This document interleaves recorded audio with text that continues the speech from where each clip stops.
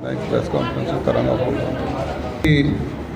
पत्रकार भाइयों को, मेरी छोटी बहनों को, सबको नमस्कार, सत श्रीकाल, आदाब। आज की जो प्रेस वार्ता है, हम पहले आपका बहुत शुक्रिया अदा करना चाहते हैं, तमाम प्रेस, प्रिंट और बाकी मीडिया जितना भी है, प्रेस का खासकर, क्योंकि आपने हमारा बेपनाह साथ दिया है कातिलों को सज़ा दिलवाने में।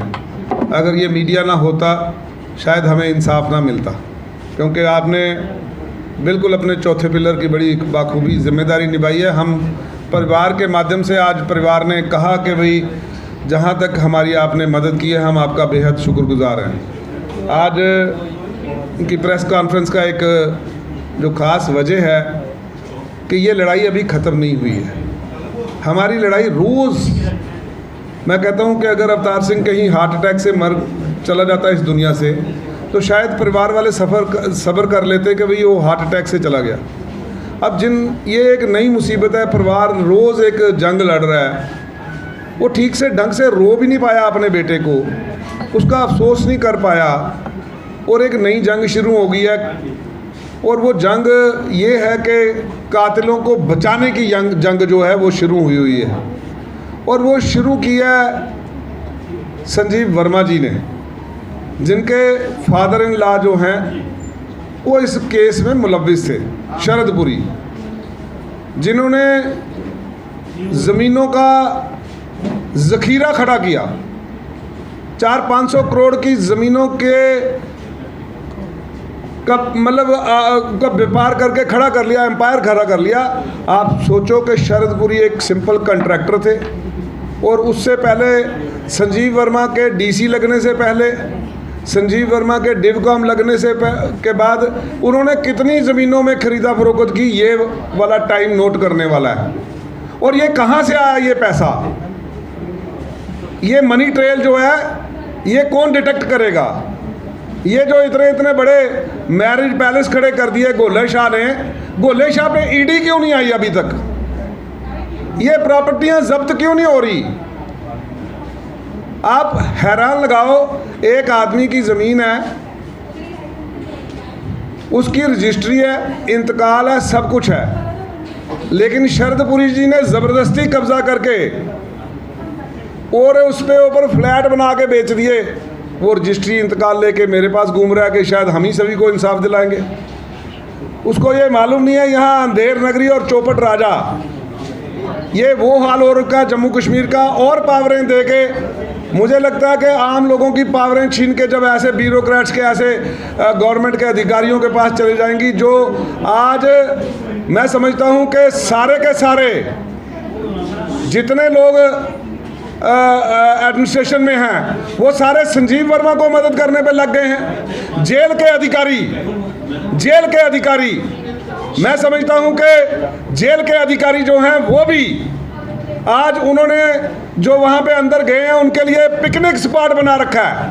एक आदमी बोलता है मेरे सिर दर्द है, वहां से वो जेल से आराम से गाड़ी में बैठता है, और गाड़ी में बैठ के जाके किसी प्राइवेट उसमें कभी मेडिकल कॉलेज में, कभी किसी प्राइवेट नर्सिंग होम में जाके इलाज करा रहे हैं, और वहाँ पे गुस्तावे चल रहे हैं, आराम से ऐश परस्ती का माहौल बना हुआ है। कोई हॉस्पिटलों में अपनी मर्जी से जा रहा है, कोई आ रहा है, कोई रोक टोक नहीं है, टेलीफोन चल रहे हैं वहाँ पर। अब मैं पूछना चाहता हूँ कि जेल अधिकारी के जो बड़े एडीजीपी बैठे हैं वो कहाँ सोए हुए हैं? ये कैसा जेल प्रशासन है? यूपी बिहार से आगे निकल गया है। और पहला इतिहास में ऐसा केस है अवतार सिंह मर्डर केस, जिसमें जिनके कत्ल हुआ है उनकी नहीं सुनवाई कर रही सरकार।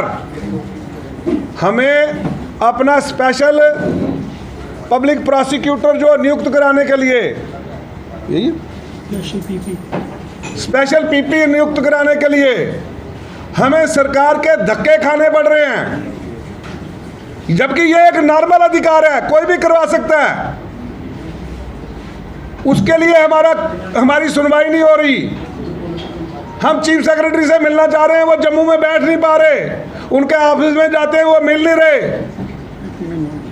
1 महीना हो गया है, उनके दफ्तर में लिखवा रखा है कि आए तो हमें खबर की जाए। लॉ सेक्रेटरी जम्मू में नहीं आ रहे, आप सोचो कहां जाएं। दूसरी सबसे बड़ी बात, ये दुनिया के इतिहास में पहली बार ऐसा कानून का मजाक उड़ाया जा रहा है कि पूरा परिवार, ये उनके फादर हैं बलवीर सिंह जी, ये उनके छोटे भाई हैं मंजीत, ये जगीर जी चाचा जी हैं, ये उनके मामा जी हैं, ये कैप्टन जगार सिंह हैं, ये भी रिलेटिव हैं, वो आगे मामा श्री हैं। आप ये सोचो कि ये कह रहे हैं कि हम पूरे मुतमईन है, जो सिट ने इन्वेस्टिगेशन कर रही है वो मुतमईन है मां सिवाय इसके कि पुलिस सब इंस्पेक्टर को अरेस्ट नहीं कर रही। क्योंकि अगर सब इंस्पेक्टर अरेस्ट होता है तो लगता है पुलिस के बड़े अधिकारियों का भी नाम आ जाएगा, ऐसे शायद उनको अंदेशा है कि वो कहाँ से उसको ऑर्डर प्राप्त हुए, तो वो इस वजह से उसको पुलिस बचाने में लगी है। वहाँ तक तो हम कह रहे हैं कि भाई पुलिस का एक्शन थोड़ा ढीला है सब इंस्पेक्टर तक। अभी हमें आश्वस्त कराया गया कि जो आगे उसकी दूसरी सप्लीमेंट्री चलान होगा उसमें वो अंदर हो जाएगा। चलो, हमें एडीजी साहब से मिले, जैन साहब से हमें भरोसा है, लेकिन सरकार एक अलग ही बात पर चल पड़ी है कि इसकी सीबीआई करवाई जाएगी।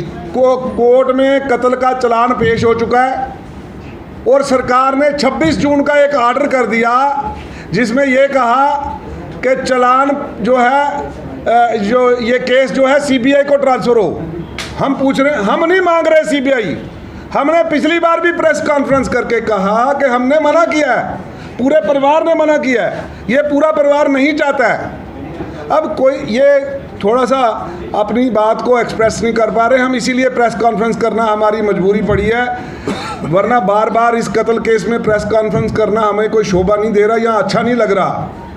लेकिन हम मजबूर हैं कि आप ही के माध्यम से आवाज़ उठाई जा रही है, वरना ये बंद कमरों में जो ब्यूरोक्रेट बैठे हैं ये आज इतने मगरूर हैं नशे के उसमें के जैसे मदमस्त हाथी चलता है वैसे ये नशे में चूर होकर चल रहे हैं।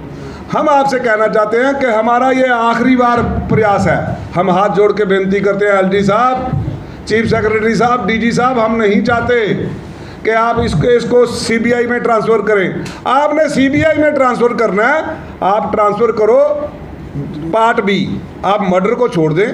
आप जो ज़मीनों की धांधली हुई है